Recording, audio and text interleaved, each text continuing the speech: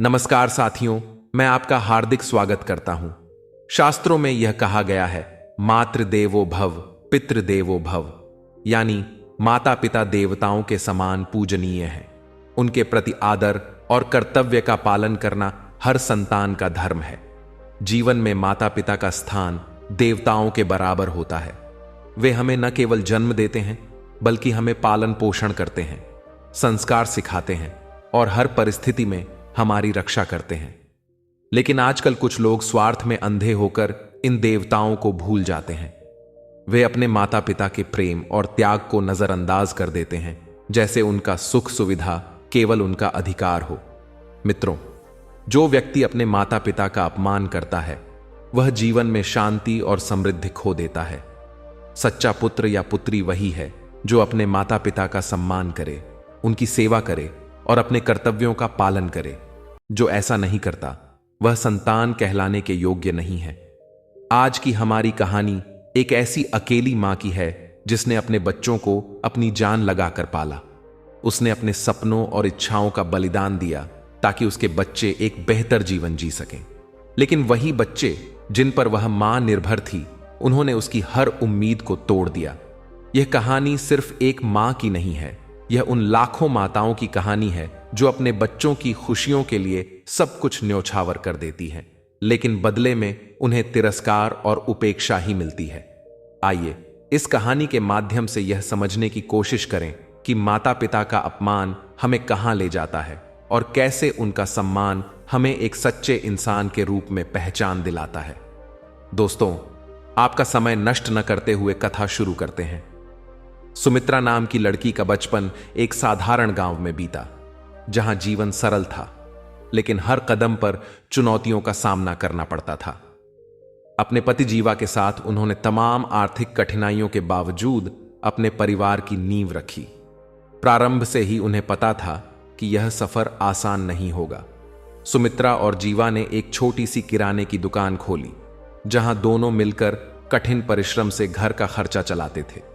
उनका घर छोटा था, लेकिन उसमें प्रेम का सागर लहराता था। जब भी सुमित्रा अपने बच्चों रीमा, अंकुर और गीतिका की ओर देखती, उसे लगता कि उनकी मेहनत का फल मिल रहा है। जीवा हमेशा सकारात्मक सोच रखते थे। वे सुमित्रा का हाथ थामकर कहते, जब तक हम साथ हैं, कोई भी कठिनाई हमें तोड़ नहीं सकती। लेकिन जीवन ने सुमित्रा और जीवा की परीक्षा लेने का फैसला कर लिया। जीवा की तबीयत बिगड़ने लगी। पहले यह केवल थकान थी, फिर धीरे धीरे दर्द भी बढ़ने लगा। सुमित्रा ने घर पर ही उनकी सेवा और देखभाल करने की पूरी कोशिश की, लेकिन बीमारी ने तेजी से उन्हें घेर लिया। 6 महीनों के भीतर सुमित्रा ने जीवा को अस्पताल के बिस्तर पर देखा, जहां उन्होंने अपनी अंतिम बात कही, बच्चों का ख्याल रखना। उनकी आंखों में चिंता और अपार प्रेम का भाव था। जीवा के निधन के साथ ही सुमित्रा का जीवन एक शून्य में डूब गया। जीवा हमेशा उनके सहारे और हर मुश्किल में उनके साथ ही थे। अब उनके बिना जीवन की कल्पना करना सुमित्रा के लिए कठिन हो गया। अंतिम संस्कार के बाद के दिन धुंधले से थे। सुमित्रा अक्सर घर में अकेली घूमती रहती, जो अब बड़ा और खाली खाली लगता था। बच्चों की मासूमियत और उनके सवाल उसे अंदर तक झकझोर देते थे। अंकुर बार बार पूछता, मां, पापा कब लौटेंगे? और सुमित्रा उसे गले से लगाकर अपने आंसू छिपा लेती। लेकिन सुमित्रा ने हार नहीं मानी। उसने अपने मन में एक संकल्प लिया कि यह जीवन अब भी बच्चों के लिए समर्पित है। उसने खुद को संभालते हुए अपने छोटे से व्यवसाय को अकेले ही संभालने का फैसला किया। सूरज उगने से पहले उठकर दुकान खोलना और रात को थके शरीर के साथ बच्चों की पढ़ाई, खाना बनाना और होमवर्क देखना, यह सब उसकी दिनचर्या बन गया। हर रात जब थकान उसकी हिम्मत तोड़ने की कोशिश करती, तो वह अपने आप से कहती, मुझे अपने बच्चों का साथ नहीं छोड़ना है। पीठ में दर्द और आंखों में जलन के बावजूद वह न रुकती न झुकती। साल बीत गए और तमाम मुश्किलों के बावजूद सुमित्रा ने अपने बच्चों की पढ़ाई जारी रखी। रीमा, जो सबसे बड़ी थी, समय से पहले ही जिम्मेदार बन गई थी। वह जब भी संभव होता अपनी मां की दुकान में मदद करती, लेकिन वह यह भी जानती थी कि पढ़ाई करना उसकी प्राथमिकता है, ताकि वह अपने परिवार के लिए बेहतर भविष्य बना सके। एक दिन उसने अपनी मां से कहा, मां, मैं आपको इस मजबूरी की जिंदगी से निकाल दूंगी, यह मेरा वादा है। रीमा के चेहरे पर दृढ़ता और आस्था स्पष्ट दिखाई दे रही थी, जबकि अंकुर पिता की अनुपस्थिति का बोझ अपने दिल में दबाए हुए था। वह बहुत कम बोलता था, लेकिन उसकी आंखों में एक गहरी पीड़ा साफ झलकती थी। गीतिका, जो सबसे छोटी थी, अपनी मासूमियत में मां के संघर्ष को पूरी तरह से नहीं समझ पाती थी, लेकिन उसकी नन्ही नन्ही हंसी घर में खुशियों की एक छोटी सी किरण लेकर आती थी। श्रीमती सुमित्रा अपने सारे दुखों और थकावट के बावजूद अपने बच्चों पर गर्व करती थी। स्कूल में उनके छोटे छोटे अचीवमेंट उसके त्याग और संघर्ष को सार्थक बनाते थे, लेकिन जब रात होती और घर में सन्नाटा छा जाता, तब वह अपने अकेलेपन की गहराई में खो जाती। आंसुओं से तकिया भीग जाता और वह खुद से सवाल करती कि आगे का सफर कैसे तय होगा। कई बार ऐसा हुआ जब सुमित्रा ने हार मानने का सोचा। बकाया बिलों का ढेर और 3 बच्चों को अकेले पालने का बोझ उसके लिए असहनीय हो जाता था, लेकिन उसने खुद से कहा, बच्चों को मेरी जरूरत है, मैं अभी नहीं रुक सकती। आंसू पोंछकर वह फिर से अपने काम में लग जाती। समय के साथ बच्चे बड़े होने लगे। रीमा ने अपनी पढ़ाई पूरी कर ली और बड़े शहर में नौकरी पा ली। उसने अपनी मां से कहा, मां, मैंने कर दिखाया, अब हम इस जिंदगी से बाहर निकल आएंगे।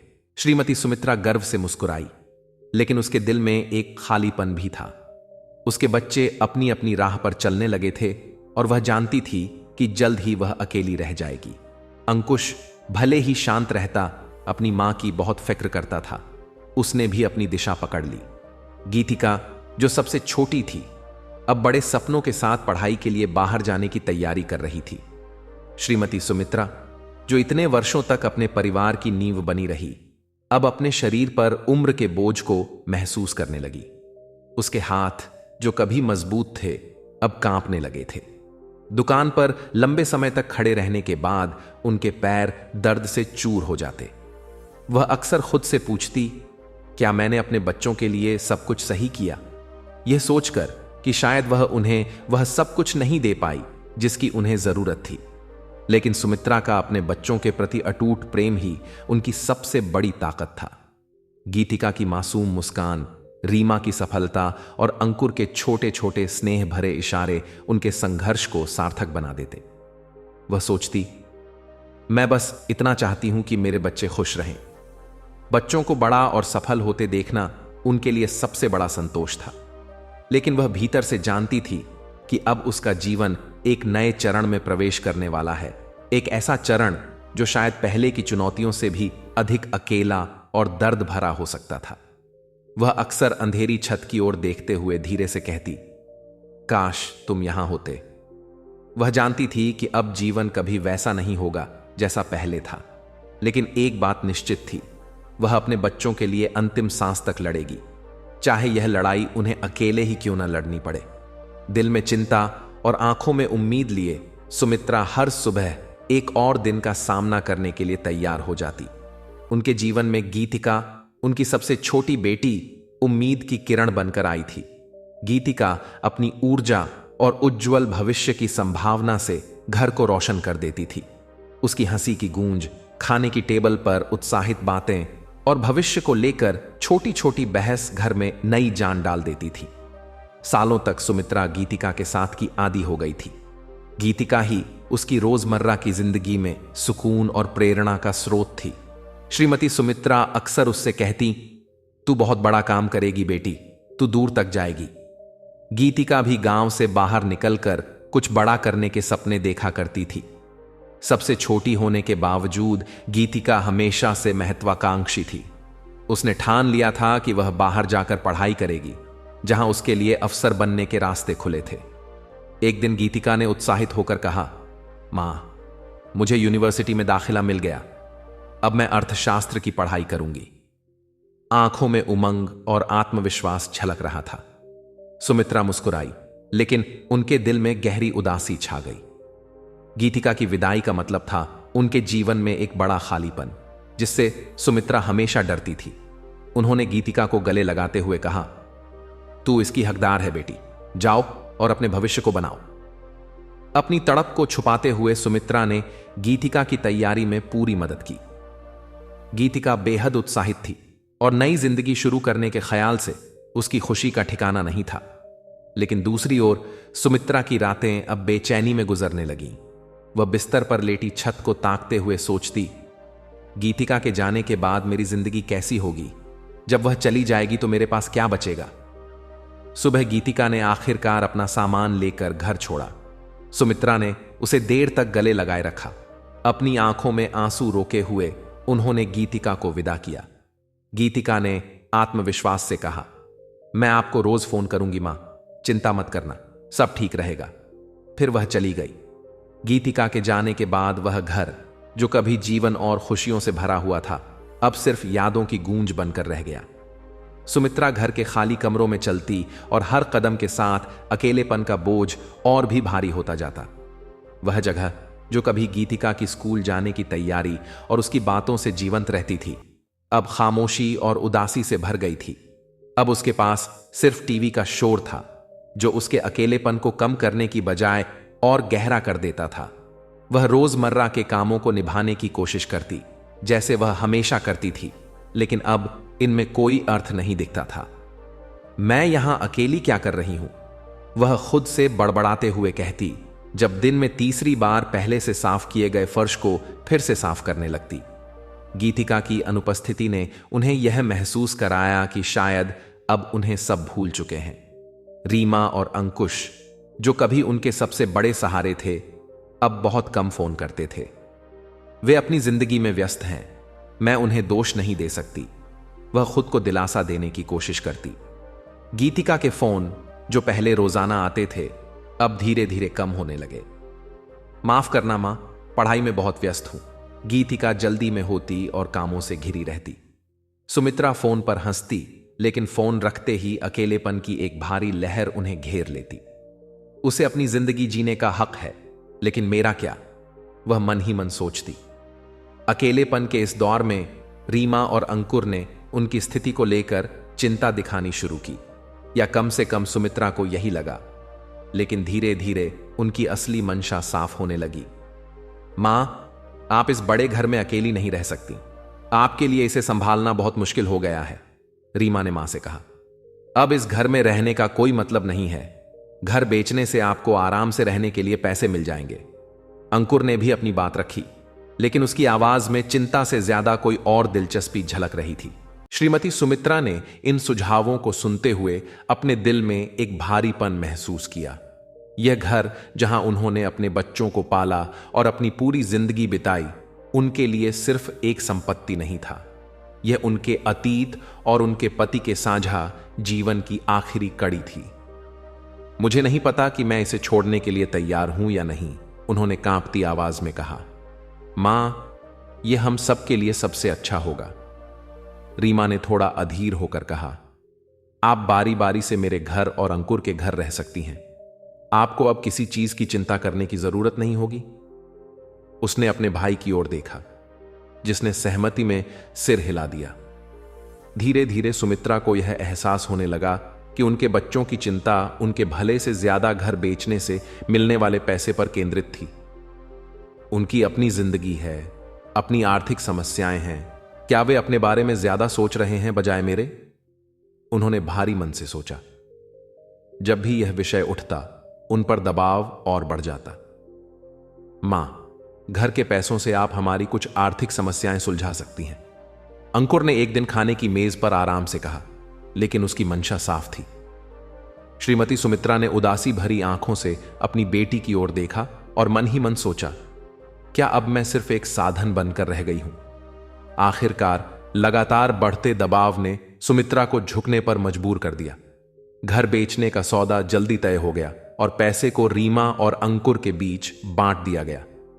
मां, आप देखना, सब कुछ बेहतर होगा, रीमा ने उन्हें कागजात पर हस्ताक्षर करते समय दिलासा देने की कोशिश की, लेकिन सुमित्रा के दिल में गहरा खालीपन था।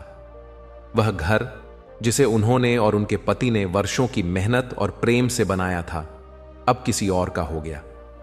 उनके पास अब केवल कुछ यादों से भरी पेटियां और कपड़ों का एक बक्सा ही बचा था। मैंने क्या किया? वह सोचती, जब उन्होंने देखा कि सामान से भरा ट्रक उनकी आखिरी चीज लेकर जा रहा था। मैंने सब कुछ खो दिया। अब घर के बिना सुमित्रा पूरी तरह से अपने बच्चों पर निर्भर हो गई।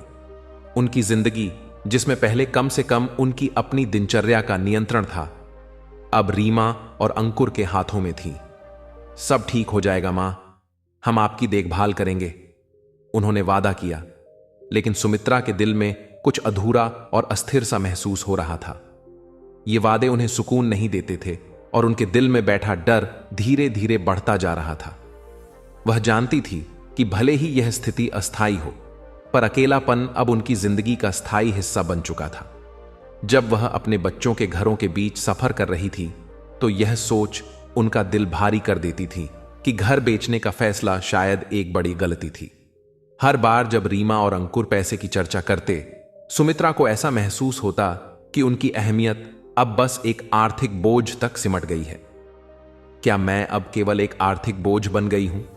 वह अपने आंसुओं को रोकने की कोशिश करती, जबकि उनकी रातें और भी लंबी और खामोश हो जाती थीं। जब श्रीमती सुमित्रा रीमा के घर गईं, तो उन्होंने नई जिंदगी में ढालने की कोशिश की। उनके बच्चों ने वादा किया गया था कि उनकी अच्छी देखभाल होगी और उन्हें अब किसी बात की चिंता नहीं करनी पड़ेगी। शुरुआत में यह एक राहत की तरह लगा, लेकिन जल्दी ही यह साफ हो गया कि यह नई दिनचर्या उनके लिए एक भावनात्मक संघर्ष बन जाएगी। पहले ही दिन सुमित्रा को एहसास हुआ कि उनकी उपस्थिति, जिसे पहले समाधान माना गया था, अब एक बोझ बनती जा रही थी। मां, मैंने सब कुछ व्यवस्थित कर दिया है, आपको कुछ भी बदलने की जरूरत नहीं है, रीमा ने कहा जब उसने अपनी मां को किचन की अलमारी को फिर से सजाते हुए देखा। सुमित्रा हैरान होकर रुक गई और हल्की मुस्कान के साथ बोली, मैं बस मदद करना चाह रही थी बेटी। रीमा, जो अपने काम और बच्चों की जिम्मेदारियों में हमेशा व्यस्त रहती थी, सुमित्रा के लिए समय निकालने में असमर्थ थी। मां, आज मुझे देर होगी, फ्रिज में खाना रखा है, रीमा ने जल्दी जल्दी घर से निकलते हुए कहा। सुमित्रा अकेली बैठकर खाने की खाली मेज को देखती और चारों ओर का सन्नाटा उन्हें भारी लगने लगता। शुरुआत में सुमित्रा ने घर के कामों में हाथ बटाने की कोशिश की, लेकिन हर बार ऐसा करने पर एक असहज माहौल बन जाता। शायद अब यहां मेरी जरूरत नहीं है, उन्होंने सोचा। शेल्फ पर रखी प्लेटों को छूते हुए उन्हें उन दिनों की याद आने लगी जब वह अपने घर का सारा काम खुद करती थी। अब इस घर में वह एक मेहमान की तरह महसूस करती थी। उनका यह असहज महसूस करना दिन ब दिन बढ़ता गया। मां, मैं जानती हूं कि आप मदद करना चाहती हैं, लेकिन बच्चों का एक रूटीन है, कृपया चीजें गड़बड़ मत कीजिए, रीमा ने झुंझलाते हुए कहा।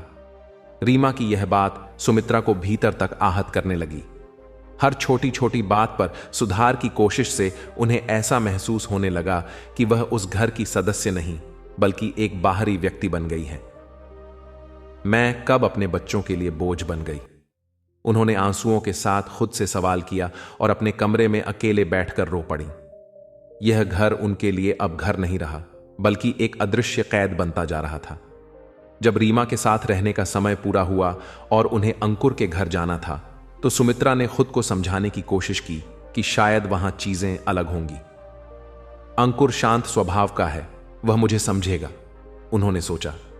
लेकिन जब वह अंकुर और उसकी पत्नी के छोटे से अपार्टमेंट में पहुंची, तो उन्हें जल्दी ही एहसास हो गया कि स्थिति वहां भी कुछ खास बेहतर नहीं थी।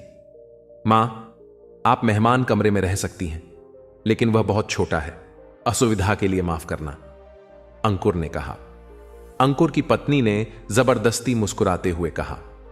सुमित्रा ने भी जवाब में मुस्कुराने की कोशिश की, लेकिन अंदर ही अंदर उनका दिल यह महसूस कर रहा था कि अब वह वास्तव में बोझ बन गई है। अंकुर के घर के शुरुआती दिनों में सुमित्रा ने परिवार की दिनचर्या में खुद को ढालने की कोशिश की। अंकुर और उसकी पत्नी लंबे समय तक काम पर रहते थे और पोते पोतियां स्कूल में होते थे। सुमित्रा छोटे से अपार्टमेंट में अकेले दिन बिताती, बस अपनी यादों और ख्यालों के सहारे। कभी कभी वह मदद करने की कोशिश करती, जैसे बर्तन धोना या बैठक को व्यवस्थित करना, लेकिन हर बार कुछ न कुछ ऐसा होता जिससे उनका प्रयास गलत समझा जाता। मां, इन सब चीजों की चिंता मत कीजिए, हम सब संभाल लेंगे, अंकुर कहता, बिना अपनी मां की आंखों में छिपी तकलीफ को देखे। सुमित्रा चुपचाप अपने कमरे में लौट जाती और खुद को और भी बेकार महसूस करती। एक रात जब सब साथ बैठकर खाना खा रहे थे, अंकुर ने एक ऐसा विषय छेड़ा जिसे सुनने से सुमित्रा हमेशा डरती थी। मां, मैंने और रीमा ने बात की है, अब चीजें हमारे लिए मुश्किल हो रही हैं। बच्चों का ख्याल रखना, काम और अब आपके साथ सब कुछ संभालना, ये सब थोड़ा कठिन हो गया है। आप समझ रही हैं ना? अंकुर की बातें सुमित्रा के दिल में गहरे उतर गईं। उनके चेहरे पर गर्मी सी महसूस हुई और आंसू छलकने को थे, लेकिन उन्होंने खुद को काबू में रखा। मैं समझती हूं बेटा, मैं कोई परेशानी नहीं बनना चाहती। उन्होंने मुश्किल से अपनी आवाज को थर्राने से रोका, लेकिन अंदर से ऐसा महसूस हो रहा था मानो जमीन उनके नीचे से खिसक गई हो। उस रात सुमित्रा देर तक जागती रही। उनके मन में यह डर समा गया था कि वह और भी अधिक परेशानी न बन जाए। उन्होंने चुप रहकर खुद को भीतर ही भीतर समेट लिया, मानो इस तरह वह और कम नजर आएंगी और कम बोझ लगेंगी। दिन धीरे धीरे गुजरते गए, लेकिन माहौल वहीं रहा। सुमित्रा ने खुद को स्थितियों में ढालने की कोशिश की, लेकिन हर रोज ऐसा महसूस होता रहा कि उनकी उपस्थिति बस बर्दाश्त की जा रही है, सराही नहीं जा रही। मां बेटी के बीच होने वाली बातचीत अब छोटी और औपचारिक हो गई थी। आप ठीक हैं? रीमा कभी कभी पूछती, लेकिन बिना किसी वास्तविक उत्तर की प्रतीक्षा किए। सुमित्रा बस हल्की मुस्कान के साथ कहती, बेटी सब ठीक है, लेकिन अंदर से टूट रही थी। पहले जो पोते पोतियां उनकी उपस्थिति से खुश होते थे, अब वे भी उनसे दूर रहने लगे थे। सुमित्रा सोचती, क्या मैं वास्तव में बोझ बन गई हूं? वह बच्चों को दूसरी तरफ खेलते हुए देखती, जो अब उन्हें अनदेखा करने लगे थे। हर दिन उनका मन और भारी होता जा रहा था, लेकिन उन्होंने इसे भी ईश्वर की इच्छा मानकर स्वीकार कर लिया। हे प्रभु, मुझे इस परीक्षा को सहने की शक्ति दे। उन्होंने प्रार्थना की और आंखें बंद कर लीं। एक दोपहर जब सुमित्रा अंकुर के घर में अकेली थी, उन्होंने अनजाने में एक बातचीत सुन ली। अंकुर और उसकी पत्नी अपने कमरे में बात कर रहे थे, यह जाने बिना कि मां सुन रही हैं। मुझे समझ नहीं आ रहा कि अब क्या करूं। उन्हें और देखभाल की जरूरत है, लेकिन हम पहले ही परेशान हैं। शायद हमें अब किसी स्थायी हल के बारे में सोचना चाहिए, अंकुर की पत्नी ने कहा। सुमित्रा यह सुनकर सन्न रह गई। स्थायी हल? वह समझ गई कि इसका क्या मतलब था, लेकिन इसे स्वीकारने को तैयार नहीं थी। किसी अजनबी जगह भेजे जाने की सोच, जहां वह और भी अधिक भुला दी जाएंगी, उन्हें भीतर तक भयभीत कर रही थी। अब उन्हें यह महसूस होने लगा कि उनके बच्चों के साथ उनके दिन गिने चुने रह गए थे। उनकी शिकायतें, उदासीन नजरें और झुंझलाहट भरी बातें साफ साफ इशारा कर रही थीं कि अब उन्हें वहां नहीं रहना चाहिए। वे मुझे अपनी जिंदगी से बाहर निकाल रहे हैं, उन्होंने सोचा, जबकि वह एक और बार अपना सामान पैक कर रही थी। मैं उनकी मां हूं, वे मेरे साथ ऐसा कैसे कर सकते हैं? सुमित्रा अपने आंसुओं को रोकते हुए खुद से सवाल करती। उन दिनों की यादें जब उनके बच्चे उन पर निर्भर थे, जब वह परिवार की धुरी थी, अब उन्हें दूर और पराई लगने लगी थी। एक बार जब वह रीमा के घर रात के खाने पर बैठी थी, तो उन्होंने पुरानी यादों को ताजा करने की कोशिश की। याद है रीमा, जब मैं रात रात भर जागकर तुम्हारी देखभाल करती थी? सुमित्रा ने कहा। रीमा ने हल्के से सिर हिलाया और एक ठंडी मुस्कान के साथ जवाब दिया, हां मां, लेकिन अब वह बहुत पुरानी बात है। अब हमारी अपनी जिंदगियां हैं, अपनी जिम्मेदारियां हैं। यह ठंडा जवाब सुमित्रा के दिल पर एक और चोट की तरह था। तो अब यहीं रह गई है मेरी कहानी, अब कोई मायने नहीं रखती। वह अपने खाने की प्लेट को देखते हुए सोचने लगी। बिना खाना खत्म किए दिन हफ्तों में बदलते गए और सुमित्रा को अपनी नई वास्तविकता से घुटन महसूस होने लगी। प्यार और देखभाल जिसकी उन्होंने अपने बच्चों से उम्मीद की थी, कभी नहीं मिली। इसके बजाय बोझ बनने का एहसास हर दिन बढ़ता गया। उन्होंने खुद से सवाल किया, मैं और कितना यह सब झेल सकती हूं? मैं ऐसे और नहीं जी सकती, उन्होंने सोचा, दिल में भारीपन के साथ। बच्चों की हर नाराजगी, हर उदासीन नजर उन्हें याद दिलाती थी कि अब उनकी उपस्थिति का कोई महत्व नहीं रहा। मुझे कुछ करना होगा, मैं ऐसे और नहीं जी सकती, वह बुदबुदाई, जबकि एक और रात का अकेलापन उन्हें घेरने लगा। रीमा और अंकुर के घरों में रहना अब सुमित्रा के लिए असहनीय हो गया था। वह कहीं भी सहज महसूस नहीं करती थी और हर दिन एक नए एहसास से भरा था कि वह अब उस जीवन का हिस्सा नहीं रही। फिर भी सुमित्रा हार मानने को तैयार नहीं थी। उन्होंने एक आखिरी बार अपनी जगह पाने की कोशिश की। रीमा के परिवार के लिए उन्होंने एक खास भोजन तैयार करने का फैसला किया। उन्होंने घंटों रसोई में बिताया, वे व्यंजन बनाते हुए जो उन दिनों की याद दिलाते थे जब उनके बच्चे छोटे थे और खुशियां जिंदा थीं। ये उनके लिए खुद को फिर से जोड़ने की कोशिश थी, उस खुशी को वापस लाने की जो वह पहले महसूस करती थीं। शायद इससे उन्हें एहसास होगा कि मैं कितनी महत्वपूर्ण हूं, उन्होंने सोचा, जबकि उनके हाथ धीरे धीरे खाना पकाते समय थकने लगे और महक पूरे घर में फैल गई। जब रीमा अपने बच्चों के साथ घर लौटी तो सुमित्रा ने उम्मीद की थी कि उनकी मेहनत की सराहना होगी, लेकिन प्रतिक्रिया वैसी नहीं थी जैसी उन्होंने सोची थी। मां, आपने ऐसा क्यों किया? मैंने तो पहले से ही खाना बाहर से मंगवाने का सोचा था। आपको इतनी मेहनत करने की जरूरत नहीं थी, रीमा ने थके हुए स्वर में कहा, जब उसने टेबल पर ढेर सारे व्यंजनों को देखा। सुमित्रा का दिल टूट गया, लेकिन उन्होंने अपनी निराशा को छुपाते हुए कहा, मैं बस तुम सबके लिए कुछ खास बनाना चाहती थी, जैसे पहले किया करती थी। उनकी आंखों में आंसू छलकने को थे, लेकिन उन्होंने खुद को रोका। धन्यवाद मां, लेकिन सच में इसकी जरूरत नहीं थी, हम सब बहुत थके हुए हैं, रीमा ने कहा। इस तरह वह रात का खाना, जो सुमित्रा के लिए परिवार को फिर से जोड़ने का एक मौका था, एक और कड़वी याद बन गया। उस रात अपने छोटे से कमरे में लेटी सुमित्रा रीमा की बातें बार बार याद कर रही थीं। यह केवल रात के खाने की अस्वीकृति नहीं थी, बल्कि उनकी पूरी उपस्थिति की अस्वीकृति थी। मैं अब उनकी जिंदगी का हिस्सा नहीं हूं, उन्होंने अपने टूटे हुए दिल के साथ सोचा। उन्होंने उन दिनों को याद करने की कोशिश की जब उनके बच्चे छोटे थे, तब उनके जीवन का केंद्र थी। उनकी हर हंसी, हर रोने का कारण सुमित्रा ही होती थी। क्या मैं वास्तव में उतनी अच्छी मां थी जितना मैंने सोचा था? मैं इस स्थिति में कैसे पहुंच गई? सुमित्रा ने बार बार खुद से सवाल किया। फिर भी उसने आखिरी बार खुद को उपयोगी बनाने की कोशिश की। अंकुर के घर में उसने देखा कि बच्चों को पढ़ने में कठिनाई हो रही थी और उसने मदद करने की कोशिश की। अंकुर ने बिना उसकी ओर देखे कहा, मां, उनके पास स्कूल में टीचर है, ट्यूशन है, आपकी जरूरत नहीं है। सुमित्रा ने दर्द भरी आवाज में कहा, लेकिन मैं हमेशा तुम लोगों की मदद करती थी जब तुम छोटे थे। अंकुर ने स्पष्ट कर दिया, अब समय बदल गया है मां, हम चीजों को अपने तरीके से संभालते हैं। उसने यह भी साफ कर दिया कि अब परिवार में उसके लिए कोई जगह नहीं बची थी, यहां तक कि छोटे छोटे सहयोग में भी। उस समय सुमित्रा ने उस निर्णय पर विचार करना शुरू किया जिससे वह हमेशा बचती आ रही थी, घर छोड़ने का। लेकिन सवाल यह था कि वह कहां जाएगी। अब उसके पास अपना कोई घर नहीं था, न ही कोई संपत्ति।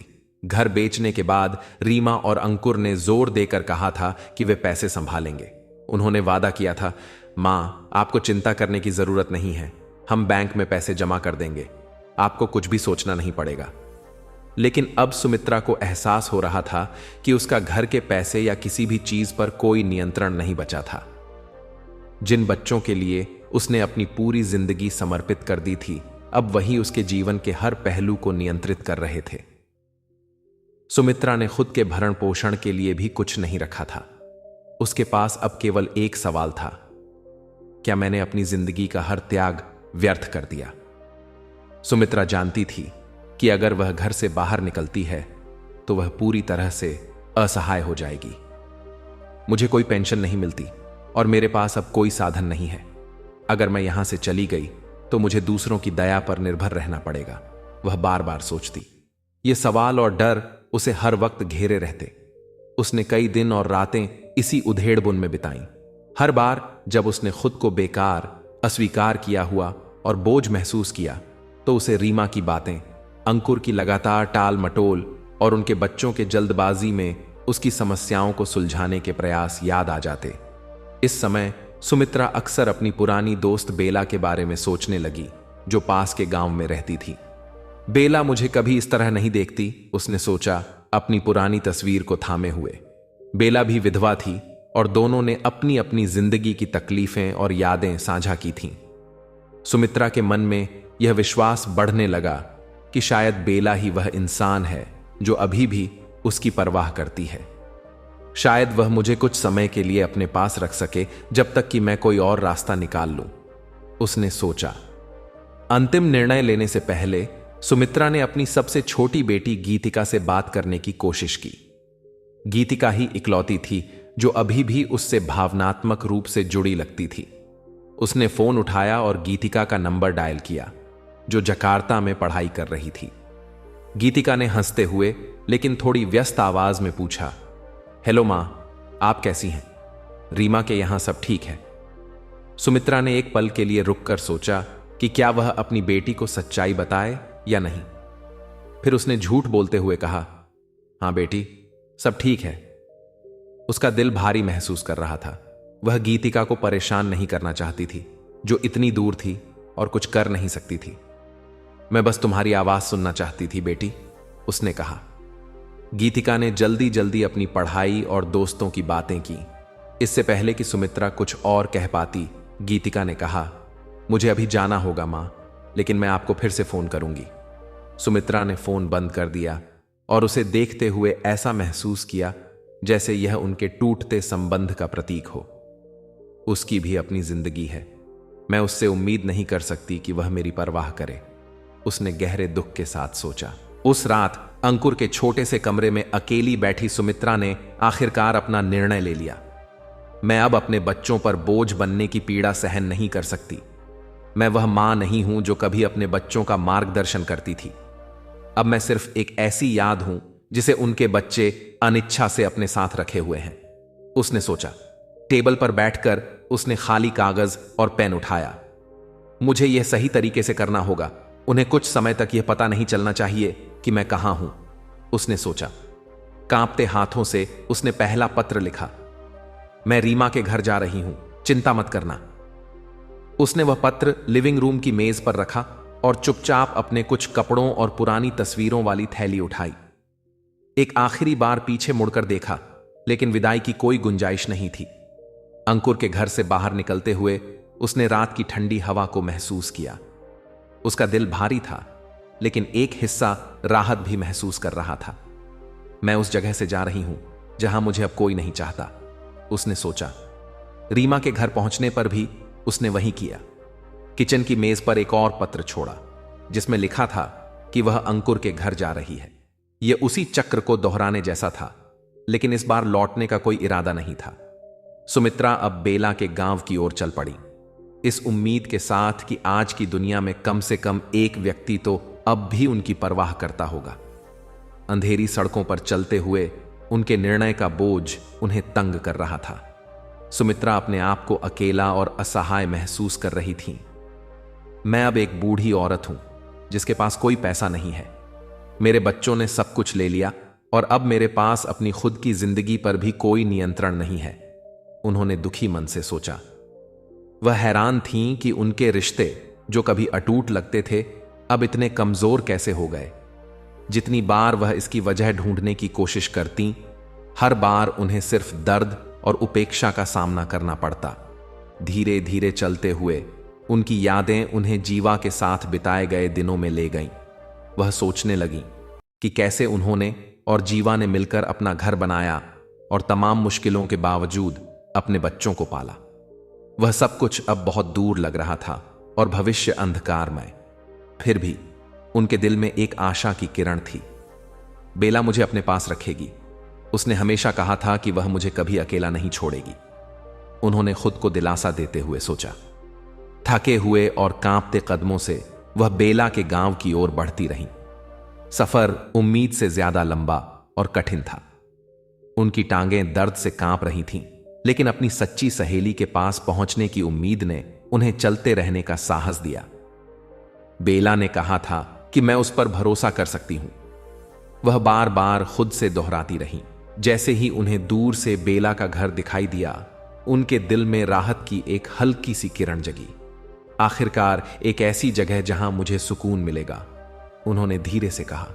उनकी आंखें रोने से लाल थीं, लेकिन जैसे जैसे वह घर के पास पहुंची उन्हें कुछ अजीब सा लगने लगा। बेला का घर जो कभी जिंदगी से भरा रहता था अब सुनसान और वीरान नजर आ रहा था। दरवाजे पर बिकाऊ है कि एक तख्ती लटकी हुई थी जो हवा में झूल रही थी। सुमित्रा का दिल एक पल के लिए थम सा गया। उन्होंने धीरे धीरे दरवाजे पर दस्तक दी, यह उम्मीद करते हुए कि शायद कोई गलती हो गई हो। एक पड़ोसी जो वहां से गुजर रहा था ने उन्हें देखा और सहानुभूति भरी नजरों से कहा, आप बेला को ढूंढ रही हैं? वह तो कुछ महीनों पहले गुजर गई, क्या आपको नहीं पता? यह शब्द सुमित्रा के दिल पर गहरा वार थे। उनकी टांगें कांपने लगीं और दुनिया जैसे उनके चारों ओर धुंधली हो गई।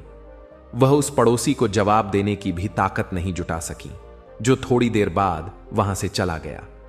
सुमित्रा घर के सामने ही बैठ गई, अपना चेहरा हाथों में छुपाते हुए। उनकी आंखों से आंसू बहने लगे और थोड़ी ही देर में वह असहनीय सिसकियों में बदल गए।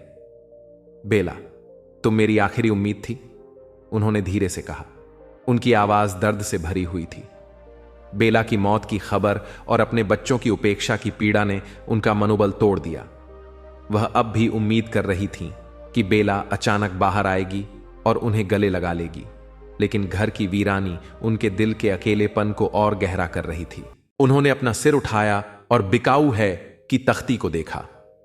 उन्हें समझ आ गया था कि अब यहां भी उनके लिए कोई जगह नहीं बची थी। यहां भी मुझे सुकून नहीं मिलेगा, उन्होंने खुद से कहा, जबकि उनका शरीर थकावट और निराशा से कांप रहा था। अब बिना किसी मंजिल के और बिना किसी सहारे के सुमित्रा फिर से चलने लगी, लेकिन इस बार उनके कदम और भी भारी थे। मैं रीमा या अंकुर के पास वापस नहीं जा सकती, वे मुझे वहां नहीं चाहते। बेला भी अब नहीं रही, मेरे पास कोई नहीं बचा, उन्होंने सोचा। हर कदम के साथ उनकी तन्हाई और भी स्पष्ट हो रही थी। जिन लोगों को उनके साथ होना चाहिए था, उनके अपने बच्चे, उन्हें परवाह नहीं करते थे। क्या उन्हें यह भी नहीं पता चला कि मैं कहीं गायब हो गई हूं? उन्होंने खुद से पूछा। उनके दिल में गहरी पीड़ा उठी, जो सिर्फ शारीरिक नहीं बल्कि आत्मा की चोट थी। सड़क पर बिताए पहले कुछ दिन उनके लिए भयावह थे। वह बिना किसी मंजिल के इधर उधर भटकती रहीं, सिर झुकाए यह कोशिश करती कि कोई उन्हें न देखे। भूख ने जल्द ही उन्हें अपनी चपेट में ले लिया। अपनी पोटली में बचे कुछ पैसे उन्होंने सड़क किनारे की एक बेकरी से सूखी रोटी खरीदने में खर्च किए। एक बेंच पर बैठकर धीरे धीरे रोटी खाते हुए वह उन लोगों को देख रही थीं जो अपनी जिंदगी में व्यस्त थे। कोई भी उनकी ओर नहीं देख रहा था। किसी को यह नहीं पता था कि वह कौन है या उनके साथ क्या हो रहा है। अगर मैं हमेशा के लिए गायब हो जाऊं तो क्या किसी को फर्क पड़ेगा, उन्होंने सोचा। दिन बीतने के साथ सुमित्रा ने दूसरों की दया पर जीना शुरू कर दिया। वह लोगों के दरवाजों पर खाना मांगती या नरम दिल दुकानदारों से मदद की गुहार लगाती। वह गर्व जो उन्होंने हमेशा अपने साथ रखा था, अब गायब हो चुका था। मैंने कभी नहीं सोचा था कि मेरी जिंदगी इस तरह खत्म होगी।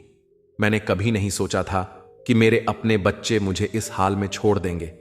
जब वह किसी भीड़ भरी सड़क के एक कोने में सिकुड़ कर बैठी होती, ठंडी हवा से खुद को बचाने की कोशिश करते हुए, कभी कभी बिना किसी चेतावनी के उसकी आंखों से आंसू बहने लगते। वह धीरे धीरे रोने लगती, न केवल वर्तमान की कठोरता के लिए बल्कि उस अतीत के लिए भी जिसने उसे यहां ला खड़ा किया था। समय बीतता गया और सुमित्रा उन दिनों को गिनने लगी जब से वह अपने बच्चों के घरों से निकली थी। हफ्ते बीत चुके थे और किसी ने भी उन्हें खोजने की कोशिश नहीं की थी। क्या उन्हें मेरी परवाह नहीं है? क्या उन्हें मेरी गैर मौजूदगी महसूस भी नहीं हुई? वह खुद से पूछती, लेकिन उसके दिल में जवाब साफ था। रीमा और अंकुर अपनी अपनी जिंदगी में व्यस्त थे, काम, बच्चों और दिनचर्या में खोए हुए। सुमित्रा अब उस जीवन का हिस्सा नहीं थी। यह सच्चाई उसके लिए असहनीय होती जा रही थी। मैं उनकी मां हूं, वे मुझे कैसे भूल सकते हैं? कभी कभी सड़क के किनारे बैठकर वह गुजरते हुए परिवारों को देखती। वह देखती कि कैसे मां अपने बच्चों के साथ हंसती, बोलती और उनकी देखभाल करती है। मैं भी कभी ऐसी ही थी, वह सोचती और उसकी आंखों में आंसू भर आते। मैं भी अपने बच्चों की जिंदगी का केंद्र थी। वे मुझ पर हर चीज के लिए निर्भर थे। और अब मैं सिर्फ एक परछाई हूं, एक ऐसी याद जिसे वे भूलना चाहते हैं। यह बेकार होने का एहसास उसे अंदर से खा रहा था। हर दिन के साथ उसकी गरिमा भी कम होती जा रही थी। उसके पास अब कुछ भी नहीं बचा था, न कोई घर, परिवार और न ही कोई अपना। एक बार एक व्यस्त बाजार में एक बुजुर्ग महिला ने उसे रोटी का एक टुकड़ा और पानी की बोतल दी। सुमित्रा ने कमजोर सी मुस्कान के साथ धन्यवाद कहा। उसकी आंखें भर आईं। अजनबियों की यह दया ही अब उसे जीवित रखे हुए थी। लेकिन यह सोच भी उसे सताती थी, क्यों अजनबी मुझ पर ज्यादा दयालु हैं, जबकि मेरे अपने बच्चों ने मुझे यूं छोड़ दिया। यह विचार उसके दिल को और भारी कर देता था। उसके बच्चों द्वारा ठुकराए जाने का दर्द उसके कंधों पर बहुत भारी था। वह अपने बच्चों के पास वापस जाने की हिम्मत नहीं जुटा पा रही थी, क्योंकि उसे पता था कि नतीजा वही होगा। वे मुझे फिर से बाहर भेज देंगे, या उससे भी बदतर, मुझे वहीं छोड़ देंगे जैसे किसी वस्तु को जिसे वे संभाल नहीं सकते।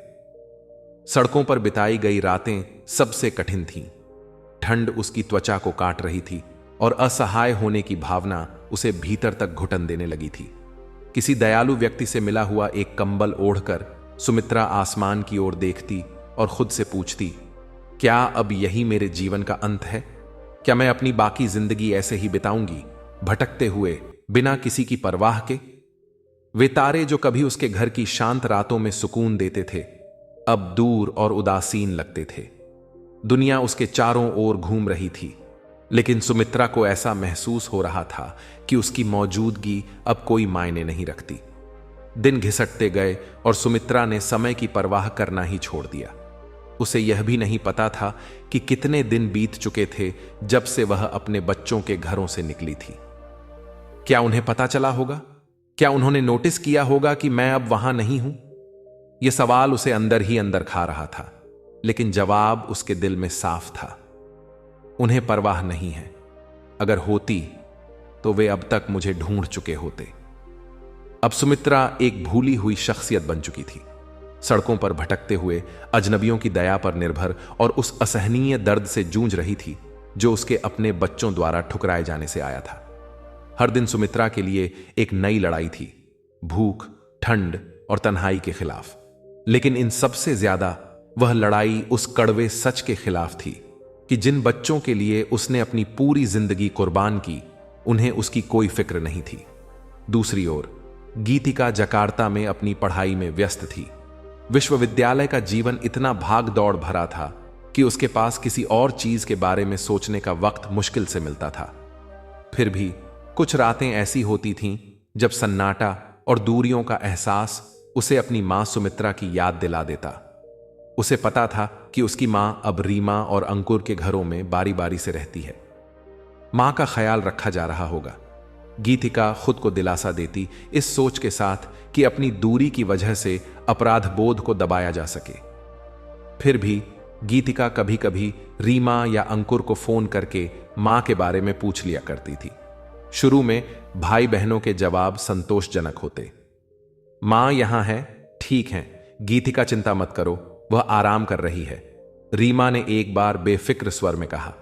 अंकुर ने भी इसी तरह जवाब दिया, मां ठीक है, वह अब भी रीमा के पास है, कोई खास बात नहीं है। यह जवाब गीतिका को थोड़े समय के लिए संतुष्ट कर देते। ठीक है, अगर मां ठीक है तो मुझे चिंता करने की जरूरत नहीं, वह सोचती। लेकिन जैसे जैसे हफ्ते बीतते गए, गीतिका को महसूस होने लगा कि कुछ ठीक नहीं है। हर बार जब वह सीधे अपनी मां से बात करने की कोशिश करती तो या तो वह उपलब्ध नहीं होती या फिर रीमा और अंकुर कह देते कि वह व्यस्त हैं। मैं बाद में कॉल कर लूंगी, गीतिका खुद से वादा करती। लेकिन जब वह कोशिश करती तो फोन कभी उठाया नहीं जाता। अजीब है, मां ने कभी फोन न उठाने की आदत नहीं डाली, उसने सोचा। धीरे धीरे गीतिका बेचैन होने लगी। एक दिन उसने अंकुर से सीधे पूछा, क्या तुम्हें यकीन है कि मां तुम्हारे साथ हैं? मुझे उनसे बात किए हफ्तों हो गए हैं। अंकुर ने टाल मटोल करते हुए जवाब दिया, अरे गीतिका, वह अभी रीमा के घर हैं, शायद किसी दोस्त से मिलने गई होंगी, सब ठीक है। यह जवाब सुनकर गीतिका की चिंता और बढ़ गई। मां कब से बिना बताए दोस्तों के घर जाने लगी, उसने सोचा। अब उसे लगने लगा कि उसके भाई बहन कुछ छुपा रहे हैं। बार बार मां से बात न कर पाने की वजह से गीतिका की बेचैनी बढ़ने लगी। उसने फिर से रीमा को फोन किया। रीमा, मैं मां से बात करने की कोशिश कर रही हूं, लेकिन वह कभी उपलब्ध नहीं होती। आखिर हो क्या रहा है? रीमा ने हमेशा की तरह व्यस्तता से जवाब दिया। मां ठीक हैं, शायद बहुत थकी हुई हैं या बच्चों के साथ व्यस्त हैं, चिंता मत करो। लेकिन गीतिका अब इस बात को नजरअंदाज नहीं कर सकती थी। उसे महसूस हो रहा था कि कुछ गंभीर रूप से गलत हो रहा है। मां के बारे में अस्पष्ट जवाब और उनकी लगातार गैर मौजूदगी गीतिका के मन में सवाल पैदा करने लगे। ये सब इतनी अस्पष्ट बातें क्यों कह रहे हैं, वह सोचने लगी। हर बार फोन करने पर वही गोलमोल जवाब मिलते और गीतिका की चिंता गहरी होती गई। जैसे जैसे विश्वविद्यालय का सेमेस्टर समाप्त हुआ और छुट्टियां नजदीक आईं, गीतिका ने तय किया कि वह अपनी मां से मिलने जाएगी। मुझे अपनी आंखों से देखना है कि मां कैसी हैं। यह सब अजीब लग रहा है, उसने सोचा। जकार्ता से निकलने की आखिरी तैयारी करते हुए गीतिका ने खुद को समझाने की कोशिश की। शायद सब कुछ सामान्य होगा, लेकिन उसके दिल में एक अजीब सा डर था। क्या मेरे भाई बहन मां के बारे में कुछ गंभीर बात छुपा रहे हैं? अगर वे मुझे मां से बात नहीं करने दे रहे तो शायद उन्हें खुद भी कुछ समझ नहीं आ रहा होगा, उसने गुस्से और चिंता से भरे मन से सोचा। भाई बहनों के व्यवहार ने गीतिका की शंका को और बढ़ा दिया था। उसके दिल में एक सवाल बार बार उठ रहा था, क्या सब कुछ सच में ठीक है या मैं कुछ बड़ा अनदेखा कर रही हूं? अंकुर से बात करते हुए गीतिका ने सुना था कि वह कितनी लापरवाही से बोला, अरे मां ने एक नोट छोड़ा था कि वह रीमा के घर जा रही है, लेकिन वह अब तक वापस आ चुकी होंगी या शायद किसी दोस्त के घर गई होंगी। सब ठीक है गीतिका, फिक्र मत करो। यह सुनकर गीतिका के भीतर गहरी बेचैनी भर गई। मां नोट छोड़कर गई है, वह इधर उधर घूम रही है और किसी को पता तक नहीं कि वह कहां है। गीतिका ने अपने दिमाग में हर बात को फिर से सोचने और समझने की कोशिश की। रीमा ने भी पहले कुछ ऐसा ही कहा था, मां शायद अभी अंकुर के घर पर होंगी या फिर किसी से मिलने गई होंगी। गीतिका मां समझदार है, चिंता मत करो, वह ठीक है। रीमा के इन शब्दों में न चिंता थी और न ही कोई परवाह। यह बात गीतिका को अंदर तक झकझोर गई। मेरे भाई बहन मां को सिर्फ एक समस्या मानकर टाल रहे हैं। वे खुश हैं कि मां वहां नहीं है, वे मां को एक बोझ समझते हैं, उसने सोचा। यह बात गीतिका को अंदर से कचोटती रही। हर नई बातचीत के साथ गीतिका की बेचैनी बढ़ती जा रही थी। वह अपनी मां को लेकर चिंतित थी, लेकिन दूरी की वजह से कुछ कर नहीं पा रही थी। यह स्थिति उसे अंदर से तोड़ने लगी। क्या उन्हें लगता है कि मुझे यह जानने का हक नहीं है कि मां के साथ क्या हो रहा है? या फिर वे खुद ही नहीं जानते कि मां कहां है? ये विचार उसके अंदर घुसे और हताशा का तूफान खड़ा कर रहे थे। आखिरकार छुट्टियों की पूर्व संध्या पर गीतिका ने फैसला किया, अब मैं और इंतजार नहीं कर सकती, मुझे मां से मिलना ही होगा। कुछ तो बहुत गलत है और जब तक मैं सच्चाई पता नहीं कर लेती चैन से नहीं बैठूंगी। उसने जल्दी जल्दी अपना सामान पैक किया। उसकी नसों में बेचैनी दौड़ रही थी और दिल तेजी से धड़क रहा था। जब मैं वहां पहुंचूंगी तो मुझे क्या मिलेगा? उन्हें मुझे सच्चाई बतानी होगी या शायद उन्हें खुद भी नहीं पता कि मां कहां है। यह सोचते हुए उसका दिल भारी हो गया। उधर सुमित्रा सड़कों पर संघर्ष कर रही थीं। उन्हें यह अंदाजा भी नहीं था कि गीतिका उनसे मिलने के लिए वापस आ रही है। अकेलेपन और दर्द में घिरी हुई वह दूसरों की दया पर जी रही थीं, जबकि उनके बड़े बच्चे अपनी जिंदगी जी रहे थे बिना उनकी परवाह किए। एक बार गीतिका ने अपने भाई बहनों की बातचीत में सुना था, अच्छा है कि वह यहां नहीं है, इससे हमें थोड़ी राहत मिलती है। मां को पता है कि उन्हें क्या करना है। गीतिका वह कोई बच्ची नहीं है। इस लापरवाह टिप्पणी ने गीतिका के भीतर कुछ तोड़ दिया। वे हमारी मां को उसकी किस्मत पर छोड़ रहे हैं, उसने सोचा। पक्का इरादा करते हुए गीतिका ने अपना आखिरी बैग बंद किया और पहली उपलब्ध फ्लाइट बुक कर ली। मैं पता करूंगी कि क्या हो रहा है और यह सुनिश्चित करूंगी कि मां सुरक्षित हैं, उसने सोचा। जब वह विमान की खिड़की से बाहर देख रही थी तब यह केवल अपनी मां से मिलने की बात नहीं थी, बल्कि उनकी रक्षा करने की भी थी। जो कुछ भी हुआ हो, अब मैं मां का ख्याल रखूंगी, उसने खुद से वादा किया। जब गीतिका अपनी बहन रीमा के घर पहुंची तो उसका दिल घबराहट से धड़क रहा था। टैक्सी से उतरते ही वह जल्दी से दरवाजे की तरफ भागी। उसके मन में यह बेचैनी थी कि वह जल्द से जल्द अपनी मां से मिले, लेकिन दिल में कहीं डर भी था कि उसके भाई बहनों की टाल मटोल में कुछ न कुछ गलत है। उसने घंटी बजाई। रीमा ने दरवाजा खोला। उसके चेहरे पर हैरानी और घबराहट का भाव था। गीतिका, तुम यहां कैसे? रीमा ने पूछा। उसने घबराते हुए घड़ी की ओर देखा, जैसे कुछ और ज्यादा महत्वपूर्ण हो। मैं मां से मिलने आई हूं। हफ्तों से मैं उनसे बात करने की कोशिश कर रही हूं, लेकिन तुम लोग हमेशा बहाने बनाते हो। गीतिका ने गुस्से में जवाब दिया, अपनी निराशा छुपाए बिना। रीमा कुछ पल के लिए रुकी और फिर लापरवाही से बोली, मां यहां नहीं है, शायद वह अंकुर के घर पर होंगी। रीमा के इस लापरवाह रवैये ने गीतिका के धैर्य का बांध तोड़ दिया। अंकुर के घर? तुमने तो कहा था कि मां यहां है। गीतिका ने गुस्से में चिल्लाया। उसकी आवाज में चिंता और गुस्से की लहर दौड़ने लगी। रीमा ने एक कदम पीछे लिया, असहज महसूस करते हुए। मां यहां थी, लेकिन तुम जानती हो, मां कभी यहां कभी वहां रहती हैं, शायद बिना बताए चली गई होंगी। रीमा ने जवाब दिया, लेकिन उसकी आवाज में गंभीरता की कमी साफ झलक रही थी। नाराज और शक से भरी हुई गीतिका घर से बाहर निकल गई। उसने तुरंत अपना फोन निकाला और अंकुर को फोन किया, लेकिन हर बार की तरह कोई जवाब नहीं मिला। आखिरकार अंकुर ने फोन उठाया। उसकी आवाज बेहद शांत और सामान्य थी, मानो कुछ भी गलत ना हो। गीतिका, इतनी घबराहट क्यों? मां शायद रीमा के घर पर हैं, अंकुर ने कहा। गीतिका की आवाज कांपने लगी, लेकिन उसने खुद को काबू में रखा और कहा, रीमा ने बताया कि वह तुम्हारे साथ हैं। अब बहाने बनाना बंद करो, मां कहां है? अंकुर कुछ पलों के लिए चुप हो गया, जिससे गीतिका की चिंता और बढ़ गई। रुको गीतिका, मां हमेशा घूमती रहती हैं, शायद किसी दोस्त के पास गई हों।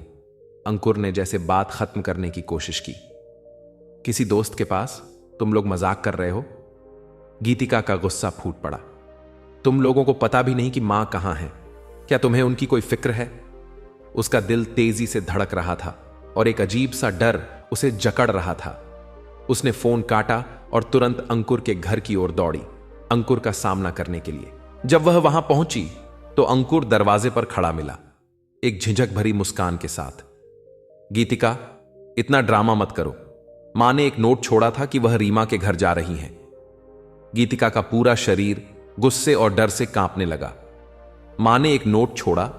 तुम समझ भी रहे हो कि तुम लोग क्या कह रहे हो? किसी को नहीं पता कि मां कहां है। कितने दिनों से, कितने हफ्तों से? भाई बहन एक दूसरे की ओर देखने लगे। अब सच्चाई से मुंह छुपाना मुश्किल हो रहा था। वह जल्द ही लौट आएंगी गीतिका, इतनी चिंता मत करो। अंकुर ने तर्क करने की कोशिश की, लेकिन उसकी आवाज में कोई सच्ची चिंता नहीं थी। यह सुनते ही गीतिका को सब कुछ साफ हो गया। उसके भाई बहन अपनी जिंदगी में इतने व्यस्त थे कि उन्होंने यह महसूस ही नहीं किया या जानबूझकर नजरअंदाज किया कि मां लापता हो गई थी। सुमित्रा को शायद हफ्तों से किसी ने नहीं देखा था और किसी को इसकी खबर तक नहीं थी। तुम लोग ऐसा कैसे कर सकते हो? तुमने ऐसा कैसे होने दिया? गीतिका की आंखों में आंसू भर आए। उसकी आवाज टूट गई थी। उसने रीमा और अंकुर की ओर देखा, जवाब की उम्मीद में, लेकिन उनके चेहरों पर कोई जिम्मेदारी का भाव नहीं था। सच्चाई यह थी कि उनके भाई बहन मां को एक बोझ समझने लगे थे और अब मां गुम हो गई थी, लेकिन किसी को उसकी परवाह नहीं थी। तुम लोगों को सच में नहीं पता कि वह कहां है, सही कहा ना? गीतिका ने दर्द और निराशा भरी आवाज में पूछा। दोनों चुप रहे, जवाब देने में असमर्थ। उसी पल गीतिका को समझ आ गया कि मां को ढूंढने की जिम्मेदारी अब सिर्फ उसकी है। अपने आप को अकेला महसूस करते हुए वह घर से बाहर चली गई, इस बार बिना पीछे देखे। गीतिका ने ठान लिया कि वह अकेले ही मां की तलाश करेगी, लेकिन सवाल यह था कि कहां से शुरुआत करे। सड़कों पर चलते हुए गीतिका ने सोचने की कोशिश की कि मां आखिर कहां जा सकती थी। मां, तुम कहां हो? उसने खुद से बड़बड़ाते हुए कहा, जबकि उसके दिल में बेचैनी बढ़ती जा रही थी। तभी उसे सुमित्रा की पुरानी दोस्त बेला का ख्याल आया। बेला जो मां की बेहद करीबी थी।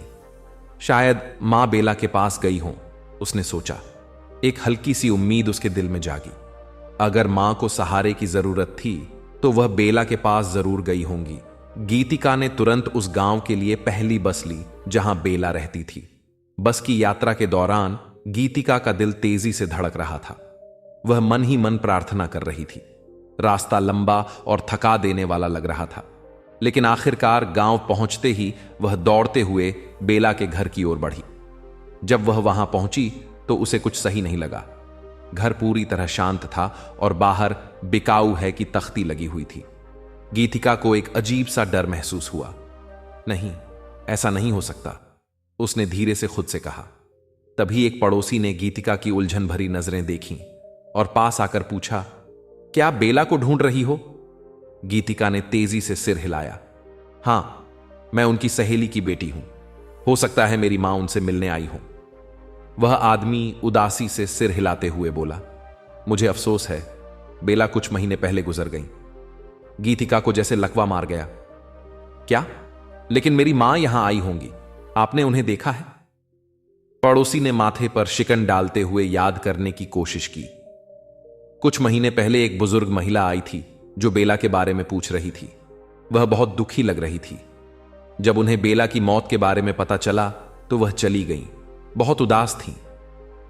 गीतिका के पैर कांपने लगे और उसे भयानक निराशा ने घेर लिया। मेरी मां यहां आई थी और उसके बाद से उन्हें किसी ने नहीं देखा, उसने खुद से कहा। गीतिका के चारों ओर की दुनिया मानो गिरने लगी। अब कोई और सुराग नहीं बचा था और मां को कभी न खोज पाने का डर उसके दिल में घर कर रहा था।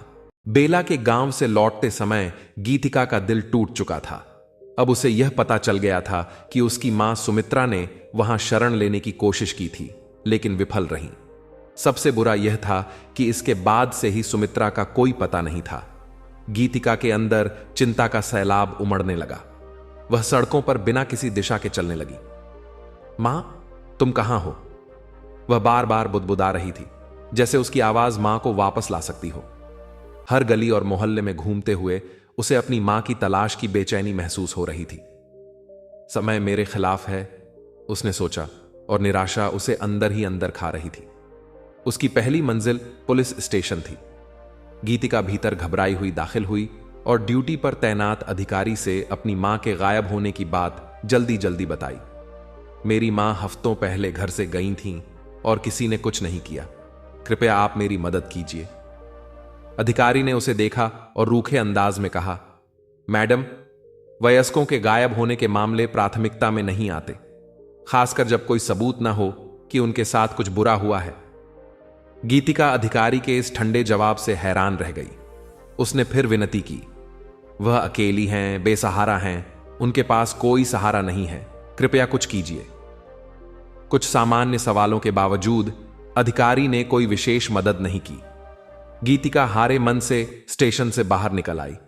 पुलिस की तरफ से कोई मदद नहीं मिलने का एहसास और इस खोज में अकेले होने का बोझ उसे दबाने लगा। मैं हार नहीं मान सकती, उसने अपने आंसुओं को पोंछते हुए खुद से कहा। मैं तब तक नहीं रुकूंगी जब तक मां नहीं मिल जाती। उसने खोज शुरू की जहां सुमित्रा हो सकती थी। उसने बस अड्डों, शरण स्थलों और बाजारों का चक्कर लगाया। राहगीरों से सवाल करते हुए गीतिका ने बार बार पूछा, क्या आपने एक बुजुर्ग महिला को देखा है, सांवले रंग की साड़ी पहने हुए? वह अपना फोन निकालकर मां की तस्वीर दिखाती जो उसके पास गिनी चुनी हुई थी। हर बार जवाब एक जैसा ही मिलता, नहीं देखा, कोई जानकारी नहीं। हर बार नहीं सुनकर गीतिका का दिल और डूबने लगता। समय तेजी से बीत रहा था और उसकी बेबसी बढ़ती जा रही थी। उधर सुमित्रा सड़कों पर भटक रही थी, उस कठिन जिंदगी का सामना करते हुए जिसे केवल एक बेसहारा इंसान ही समझ सकता है। उन्हें मुश्किल से ही खाना मिल पाता था। जब वह किसी छोटी दुकान में कुछ मांगने जाती तो उन्हें भगा दिया जाता। यहां से निकल जाओ बुढ़िया, हमारे पास तुम्हारे लिए कुछ नहीं है, एक बेकरी के मालिक ने गुस्से में चिल्लाते हुए कहा, हाथ में गंदा कपड़ा लहराते हुए। सुमित्रा ने सिर झुका लिया, आंखों में आंसू लिए हुए। उसकी गरिमा धीरे धीरे गायब हो रही थी, जैसे उसकी ताकत भी उसे छोड़कर जा रही हो। मुझे बस रोटी का एक टुकड़ा चाहिए था, उसने बुदबुदाते हुए कहा, अपनी उदास आंखों से उस दुकान को देखते हुए। एक दिन भयंकर बारिश के दौरान उन्होंने एक छोटे कैफे में घुसने की कोशिश की ताकि बारिश से बच सके। उनके कपड़े पहले ही फट चुके थे और अब पूरी तरह भीग गए थे। ठंड उनकी हड्डियों तक पहुंच रही थी। मुझे बस थोड़ी गर्मी चाहिए, उन्होंने सोचा, लेकिन जैसे ही उन्होंने अंदर कदम रखा, कैफे की मालकिन ने तिरस्कार भरी नजरों से देखा। यहां भिखारियों के लिए जगह नहीं है, तुरंत निकलो। उस औरत ने दरवाजे की ओर इशारा करते हुए चिल्लाया। सुमित्रा बिना किसी प्रतिरोध के वहां से निकल गईं। उनके चेहरे पर पराजय का गहरा भाव था। क्या यही मेरी जिंदगी का अंत है? सड़कों पर भटकते हुए बिना किसी की परवाह के वह खुद से पूछने लगी। इस बीच गीतिका ने अपनी खोज जारी रखी। वह घंटों बिताते हुए बेघर लोगों से पूछती रही कि क्या उन्होंने उसकी मां को देखा था। कुछ लोग कहते हमने देखा है, लेकिन हर बार वह जानकारी बेकार साबित होती। लोग कहते वह यहां थी, लेकिन कई दिन पहले, और इससे गीतिका की चिंता और बढ़ जाती। हर बेकार सुराग के साथ गीतिका का दिल बैठता जा रहा था। मां, तुम कहां हो? वह हर बीतते दिन के साथ थकावट और चिंता में डूबती जा रही थी। उसके भाई बहन गीतिका के समर्पण को देखकर भी उसी उदासीनता के साथ उसे समझाने की कोशिश करते। मां जानती हैं कि उन्हें क्या करना है गीतिका, उन्हें खोजने की जरूरत नहीं है, वह लौट आएंगी, वे कहते हैं। लेकिन गीतिका इसे मानने को तैयार नहीं थी। वह जानती थी कि कुछ भयानक हो रहा है। कई महीने बीत चुके थे और सुमित्रा, वह मजबूत मां जो हमेशा उनका सहारा थी, अब गायब थी और कोई भी परवाह नहीं कर रहा था। मैं अपनी जिंदगी कैसे जी सकती हूं जब मुझे पता है कि मेरी मां सड़कों पर पीड़ा झेल रही है। अगर सबने उन्हें भुला दिया है तो मैं उन्हें कभी नहीं छोड़ूंगी। मुझे उन्हें ढूंढना ही होगा, गीतिका ने ठान लिया। फिर एक दिन जब वह ठंडी शाम को भारत में घूम रही थी, उसने एक बेंच पर बैठी एक बुजुर्ग महिला को देखा जो एक पुराने गंदे कंबल में लिपटी हुई थी। गीतिका का दिल धड़कने लगा। नहीं, क्या यह मां हो सकती है? वह दौड़ती हुई उस महिला के पास पहुंची। जब वह पास आई तो तुरंत पहचान गई। मां! गीतिका की आवाज भावनाओं से भर गई और वह घुटनों के बल उसके सामने गिर पड़ी। सुमित्रा ने धीरे धीरे अपना सिर उठाया। उसकी आंखें खाली और खोई हुई थीं। जब उसने गीतिका को देखा तो उसकी आंखों में आंसू भर आए, मानो वह किसी भूत को देख रही हो। गीतिका, तुमने मुझे ढूंढ लिया, उसने फुसफुसाया। उसकी आवाज कमजोर थी, जैसे उसे विश्वास ही नहीं हो रहा था कि यह सच है। गीतिका ने उन्हें जोर से गले लगा लिया। आंसुओं के साथ हिचकियां लेते हुए बोली, मां, क्या हुआ? तुम इतने समय से कहां थीं? तुम घर वापस क्यों नहीं आई? सुमित्रा गीतिका को पकड़े हुए फूट फूट कर रोने लगी, लेकिन वह कुछ कहने में असमर्थ थी। वह अपने भावनात्मक दर्द को कैसे बयान कर सकती थी? बेघर होने का, अपने ही बच्चों द्वारा ठुकराए जाने का और सड़कों पर अजनबियों की तरह जीने का दुख कैसे समझा सकती थी? मैं तुम्हारे लिए बोझ नहीं बनना चाहती थी, उसने लगभग फुसफुसाते हुए कहा। मैं तुम्हें कभी नहीं छोड़ूंगी, यह मेरा वादा है, गीतिका ने कहा। उसकी आंखों से आंसू छलक रहे थे। अपनी मां को पकड़कर बैठी गीतिका ने सुमित्रा को सांत्वना देने की कोशिश की। सुमित्रा ने हिचकियों के बीच अपनी कहानी सुनानी शुरू की। उन्होंने घर के पैसे ले लिए। गीतिका, मेरे पास सब कुछ नहीं बचा। मुझे नहीं पता था कि कहां जाऊं और किसी ने मुझे अपने पास नहीं रखा, उन्होंने दर्द भरी आवाज में कहा। गीतिका का दिल यह सुनकर और भी टूट गया। घर की बिक्री के पैसे जो सुमित्रा के भरण पोषण के लिए थे, अब रीमा और अंकुर के नियंत्रण में थे। लेकिन उन्होंने अपनी मां को कोई सहारा नहीं दिया। उन्होंने सब ले लिया बेटी, और मुझे कुछ नहीं दिया, सुमित्रा ने टूटे हुए दिल से कहा। गीतिका के अंदर गुस्सा और दर्द का तूफान उमड़ पड़ा। उन्होंने आपके साथ ऐसा कैसे किया? हमें इस हाल तक पहुंचने कैसे दिया? गीतिका पूछ रही थी, लेकिन उसे पता था कि इसका कोई जवाब नहीं था। सुमित्रा अपने ही बच्चों द्वारा धोखा खा चुकी थी। गीतिका ने मां से वादा किया कि अब वह कभी उनका साथ नहीं छोड़ेगी। सुमित्रा को सड़कों पर इस हालत में देखकर गीतिका के दिल में गहरा तूफान उठ खड़ा हुआ। गुस्सा, अपराध बोध और गहरा दुख उसके भीतर उमड़ रहा था। अब गीतिका जानती थी कि उसे रीमा और अंकुर से सामना करना ही होगा। उन्हें इसके लिए जवाब देना होगा, उसने सोचा। उसकी मां, जो अब चलने की भी हालत में नहीं थी, लड़खड़ाते कदमों से उसके साथ चल रही थी। हर कदम उसके साथ हुई उपेक्षा का एक दर्दनाक स्मरण था। गीतिका ने मां का हाथ कसकर थाम रखा था। मानो यह विश्वास दिला रही हो कि अब वह कभी उनका साथ नहीं छोड़ेगी। जब वे रीमा के घर पहुंची तो गीतिका ने बिना समय बर्बाद किए जोर से दरवाजा खटखटाया। दरवाजा खुलते ही रीमा ने मां को गीतिका के साथ देखा और स्तब्ध रह गई। गीतिका की आंखों में गुस्से की आग जल रही थी। तुम लोग ऐसा कैसे कर सकते हो? उसकी आवाज कांप रही थी, लेकिन उसमें क्रोध स्पष्ट था। रीमा कुछ पलों के लिए मां को देखती रही, जो नजरें उठाने तक में असमर्थ थी। क्या कह रही हो गीतिका? किस बारे में बात कर रही हो? गीतिका ने बिना किसी हिचकिचाहट के दरवाजे को धक्का दिया और मां को अंदर ले आई। तुमने मां को जाने दिया। तुम्हें पता था कि वह यहां नहीं थी, न ही अंकुर के पास।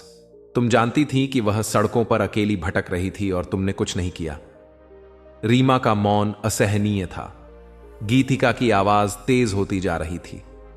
तुम लोगों ने घर के पैसे ले लिए, वादा किया कि तुम उनका ख्याल रखोगे, लेकिन तुमने उनका सम्मान और सुरक्षा छीन ली। उनके पास कोई सहारा नहीं था। तुम लोग इतने निर्दयी कैसे हो सकते हो? गीतिका ने गुस्से में कहा। अंकुर भी यह चीखें सुनकर वहां पहुंच गया। मां को इस हालत में देखकर उसका चेहरा सख्त हो गया। गीतिका, तुम जरूरत से ज्यादा प्रतिक्रिया कर रही हो। मां को हमेशा से पता था कि उन्हें क्या करना है। उन्होंने खुद कहा था कि वह स्वतंत्र रहना चाहती हैं। उसने सफाई देने की कोशिश की, लेकिन उसकी आवाज में आत्मविश्वास की कमी साफ झलक रही थी। सुमित्रा के चेहरे पर गहरा दर्द था, लेकिन उन्होंने गीतिका की बातों को चुपचाप सुना। गीतिका ने गुस्से और दृढ़ता के साथ रीमा और अंकुर से कहा, तुम लोग कह रहे हो कि मां स्वतंत्र थी, लेकिन तुमने उनका सब कुछ छीन लिया। घर के पैसे मांगे थे और तुम लोगों ने उन्हें कुछ भी नहीं दिया। वादा किया और फिर उन्हें अकेला छोड़ दिया। सुमित्रा, जो एक कोने में सिमटी बैठी थीं, गीतिका की बातें सुन रही थीं और अपने सीने में दर्द महसूस कर रही थीं। उनका एक हिस्सा अपने बच्चों का बचाव करना चाहता था, लेकिन वह जानती थीं कि गीतिका सही कह रही है। मैंने हमेशा महसूस किया कि मैं उन पर बोझ हूं, उन्होंने धीरे से कहा, जैसे खुद से बात कर रही हूं। लेकिन मैंने कभी नहीं सोचा था कि तुम लोग मुझे इस हालत तक पहुंचा दोगे। उनकी आंखों से आंसू बहने लगे। रीमा और अंकुश, जो अब तक खामोश खड़े थे, सच्चाई का सामना करने में असमर्थ थे। गीतिका की आवाज अब शांत थी, लेकिन उसमें एक दृढ़ निश्चय था। उन्होंने अपने भाई बहनों की ओर देखा और गंभीरता से कहा, अब मैं मां का ख्याल रखूंगी। उन्हें फिर से अपनी इज्जत मिलेगी और मैं घर के पैसे चाहती हूं जो मां के हैं। रीमा ने अपनी स्थिति बनाए रखने की कोशिश करते हुए कहा, पैसे संयुक्त खाते में हैं, यह इतना आसान नहीं है। लेकिन गीतिका पीछे हटने वाली नहीं थी। तुम लोगों ने उनके बिना फैसला लिया, अब तुम सब कुछ वापस करोगे। मां का अपनी जिंदगी पर फिर से नियंत्रण होगा, उसने सख्ती से कहा। धीरे धीरे गीतिका के दबाव के कारण रीमा और अंकुर को झुकना पड़ा। खाता बंद किया गया और वह पैसा सुमित्रा को लौटा दिया गया, जो उनका हक था। सुमित्रा की आंखों में राहत की चमक थी, लेकिन उन्होंने जो भावनात्मक और शारीरिक तकलीफ सही थी, उसे मिटाना आसान नहीं था। मैंने उन पर इतना भरोसा किया, यही मेरी सबसे बड़ी गलती थी, सुमित्रा ने कमजोर आवाज में कहा। गीतिका ने उन्हें प्यार से गले लगाते हुए कहा, अब आप कभी भी कमजोर स्थिति में नहीं रहेंगी। इसके बाद गीतिका ने तुरंत एक नया घर ढूंढना शुरू किया। इस बार घर मां के नाम पर होगा। मां, मैं आपके लिए एक घर खरीदूंगी जहां आप शांति से रह सकें और फिर कभी किसी पर निर्भर न रहना पड़े, गीतिका ने मां के कमजोर हाथों को थामे हुए कहा।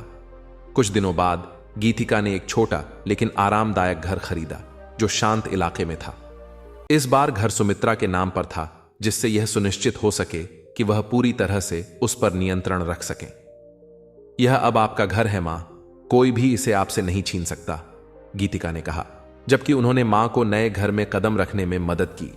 घर छोटा था, लेकिन उसमें नई उम्मीद की खुशबू थी। जब सुमित्रा ने घर देखा तो उन्होंने वहां शांति महसूस की, जो उन्हें सालों से नहीं मिली थी। आने वाले दिन पुनर्निर्माण के थे। गीतिका ने फैसला किया कि वह मां के साथ रहेगी, कम से कम तब तक जब तक सुमित्रा अपनी स्वास्थ्य और भावनात्मक स्थिरता को वापस न पाले। मां, अब फर्क नहीं पड़ता कि हम कहां हैं, मैं आपके साथ रहूंगी। अगर जरूरत पड़ी तो हम संघर्ष करेंगे, लेकिन वही करेंगे जो आप चाहेंगी। सबसे जरूरी बात यह है कि अब हम साथ हैं, गीतिका ने कहा। सुमित्रा ने बहुत दिनों बाद खुद को सुरक्षित महसूस किया। बोझ बनने का दर्द अब खत्म हो गया था। गीतिका के साथ रहते हुए उन्हें विश्वास था कि अब वह फिर से सम्मान और सुरक्षा के साथ अपनी जिंदगी जी सकेंगी। तू मुझे जिंदा वापस लाई बेटी, सुमित्रा ने आंसू भरी आंखों से कहा। मुझे लगा था कि मैंने सब कुछ खो दिया है, लेकिन तुमने मुझे पा लिया। गीतिका और उनके भाई बहनों के बीच के रिश्ते अब पहले जैसे नहीं हो सके। रीमा और अंकुर ने अपनी सफाई में कहा कि वह अपनी अपनी जिंदगी में व्यस्त थे और उन्होंने कभी मां को नुकसान पहुंचाने का इरादा नहीं किया, लेकिन गीतिका उन्हें पूरी तरह माफ नहीं कर सकी। तुम लोगों ने उन्हें अकेला छोड़ दिया, यह वह बात नहीं है जिसे मैं भूल सकती हूं, गीतिका ने अपनी अंतिम बातचीत में कहा। फिर भी गीतिका ने मां की जिंदगी से उन्हें पूरी तरह नहीं काटा। अगर तुम लोग मां से मिलना चाहते हो तो सम्मान के साथ आना, वह इस इज्जत की हकदार हैं, उन्होंने सख्ती से कहा। उस पल से गीतिका ने यह जिम्मेदारी अपने कंधों पर ले ली कि मां को फिर कभी उतना दर्द न सहना पड़े। सुमित्रा अब अपने नए घर में अपनी खोई हुई आत्मविश्वास को फिर से पा रही थी। गीतिका के साथ उन्हें यह यकीन हो गया था कि सबसे बुरा समय अब खत्म हो चुका है। धन्यवाद गीतिका, मुझे कभी हार न देने के लिए, सुमित्रा ने एक सुबह कहा, जब वे दोनों नए घर की बालकनी पर बैठकर साथ में चाय पी रही थीं। गीतिका ने मां का हाथ थाम लिया और मुस्कुराते हुए जवाब दिया, कभी नहीं मां, अब आप कभी अकेली नहीं होंगी। दोस्तों, बुढ़ापे को गरिमा और आत्मसम्मान के साथ जीने के 4 मंत्र याद रखें। अपनी आर्थिक स्वतंत्रता बनाए रखें, बुढ़ापे में किसी पर निर्भर न रहें, एक बचत योजना बनाएं और अपने भविष्य के लिए आर्थिक रूप से सुरक्षित रहें। जब आप आर्थिक रूप से स्वतंत्र होंगे तो कोई आपकी उपेक्षा करने की हिम्मत नहीं करेगा। अपने स्वास्थ्य का ख्याल रखें, शारीरिक और मानसिक स्वास्थ्य पर ध्यान दें, नियमित जांच कराएं, योग और ध्यान को अपने जीवन का हिस्सा बनाएं। जब आप स्वस्थ रहेंगे तो दूसरों पर निर्भरता कम होगी और आपका आत्मविश्वास बना रहेगा। अपना आत्मसम्मान बनाए रखें, कभी भी दूसरों के सामने अपनी गरिमा को कम न होने दें। अपने विचार और निर्णय पर विश्वास रखें। अगर कोई आपका अपमान करता है तो उसे स्पष्ट रूप से बताएं कि आप इसे सहन नहीं करेंगे। भावनात्मक रूप से मजबूत बनें, रिश्तों में भावनात्मक संतुलन बनाए रखें। बच्चों या परिवार से प्यार करें, लेकिन अगर वे उपेक्षा करें तो दुखी होकर खुद को कमजोर न करें। अपने समय को अच्छा बिताने के लिए नए शौक, मित्रता या समाज सेवा का सहारा लें। बुढ़ापा भी एक नया जीवन है, इसे अपनी शर्तों पर और गरिमा के साथ जीना सीखें। दोस्तों, बुढ़ापा जीवन का एक महत्वपूर्ण पड़ाव है जिसे गरिमा और आत्मसम्मान के साथ जीना चाहिए। जब आप इन 4 बातों को समझेंगे और अपने जीवन में अपनाएंगे तो आप एक सशक्त और सुखद जीवन का आनंद ले सकेंगे। यह कहानी यह संदेश देती है कि बुढ़ापा एक ऐसा समय है जब इंसान को सबसे अधिक सहारे और सम्मान की आवश्यकता होती है। यह कहानी परिवार, प्रेम और समर्पण के महत्व को रेखांकित करती है, जो कठिन समय में हमें सशक्त बनाता है। सुमित्रा और गीतिका की यह यात्रा दर्शाती है कि प्रेम और समर्पण हमें कैसे अंधेरे समय से बाहर निकाल सकते हैं। मुझे सुनने के लिए धन्यवाद दोस्तों, मिलते हैं अगली कहानी में।